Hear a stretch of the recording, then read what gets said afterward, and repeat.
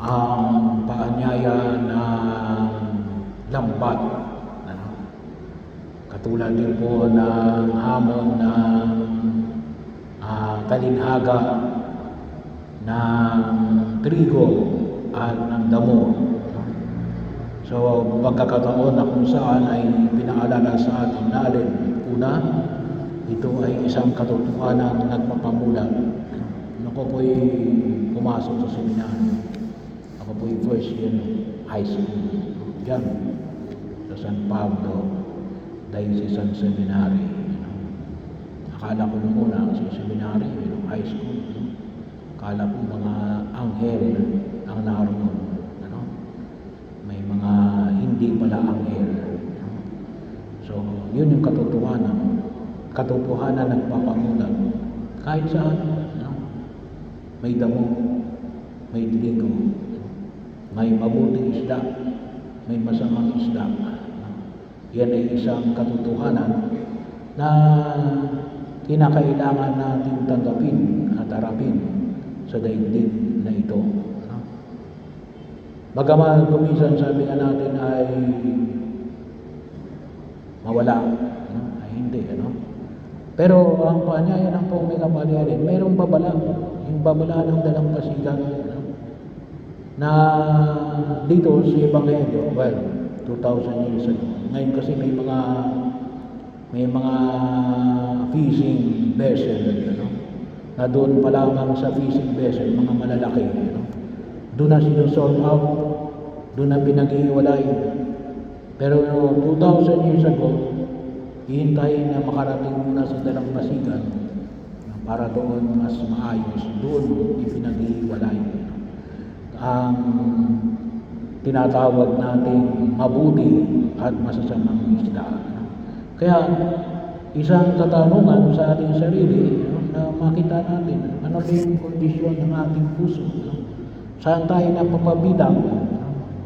Doon baga sa itatapon sa pugon ng apoy o doon sa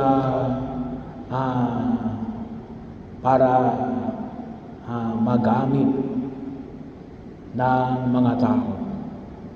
At pangatlo, paanyaya na alin, yung may-ari ng sambayanan, yung householder, na matutong kumuha ng bago at luma sa kanyang taguan.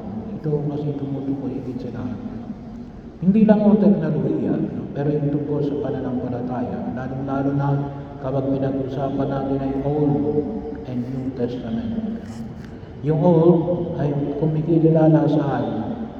Sa batas, the law of Moses, the law of the prophets, yung Ten Commandments. Bahagi yun na kung saan ay pinaalaga justice. Yun yung binibigyan ng diin sa lumang tipan. Sa bagong tipan, makikita natin yung alin, yung awa at pagpapatawad ng Diyos. Bahagi yun na kung saan ay pinakita sa atin sa pamagitan ng ating Panginoong Jesucristo. Dalawa, na kung tutuusin po ay mahalagang makita natin. Bahagi ko yun na maging pagninilay din natin. So ano yung hamon ay pinapahayag sa atin? Una, magtiwala tayo sa timetable ng Diyos. May timetable ng Diyos. Huwag tayong magmadali. Kasi sabi nga natin kung minsan ay gusto natin bulutin kaagad yung mga damo. Alisin kaagad ang mga masasamang isda. Hindi. May timetable ang Panginoon. Bahagi yun. Ang common na salita natin ay in God's time. Not on our time. Huwag tayong mag-alala. At paanyaya rin natin, sabi ba, para sa atin, kasi in God's time, kasi baka mamaya, pag binulot mo yun, baka mas masahol ka pa doon sa binulot mo. O, higit sa lahat, pangalawa, maging bahagi tayo ng alin, na ministeryo ng Diyos, mercy. maipamanig natin room for improvement. Baka magbalik loob pa. Hindi lang sa ibang tao, ngunit gayon din para sa atin. Ano? Pangalawa ay live with eternal awareness. Ano? Makikita natin na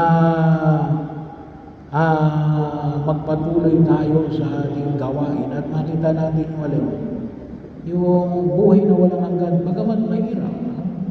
Mahirap kuminsan, no?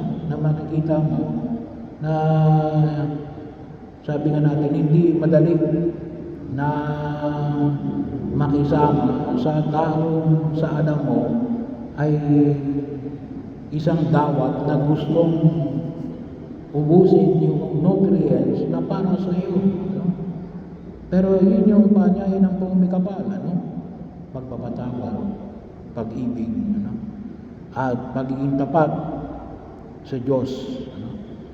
Huwag nating hayaan na tayo ay madala ng tinatawag nating kultura ng mga trends ng kultura ng mundong ginagalawan natin. At pangatlo, maging matalinong tagapangalaga ng katotohanan. Panyaya natin, hold fast to the timeless truth of your faith while remaining open to the fresh daily promptings of the Holy Spirit. Bahagi ho na kung saan ay makita ho natin sa pagkilos natin sa daigdig na ito na patuloy tayong gabayan na makita yung pagtugon natin sa hamon na pinamamanig ng pumikapal nang may katarungan na may pag-ibig. Kasi baka mamaya katarungan lang nawala na yung pag-ibig. At yung tunay na pag-ibig dapat nakabase sa katotohanan. Yun ang kinakailangan. Baka kasi magkaroon tayo ng nakabase lang tayo sa katotohanan at katarungan, nawala na yung pag-ibig. Nawala na si Kristo. Bahagi mo yun na kung saan ay makita ko natin. Hindi naman, at ang tunay na pag-ibig, hindi pwedeng walang katarungan. Bahagi mo yun na kinakailangan natin pagsamahin ang bago at ang luma. Huwag nating hayaan na makalimutan natin yung isa sa pagpapahalaga natin sa pangalawa. At tayo naniyan ang pumikapal na ito ay magpapatunay habang tayo naglalakbay sa daigdig na ito. Hindi lang tayo patutungo sa kaharian ng Diyos, ngunit makita natin na mismo yung proseso, tawag natin, o yung daan patungo sa kaharian ng Diyos ay isang pagpapatunay na ito talaga ay mga pinaghaharian ng Diyos.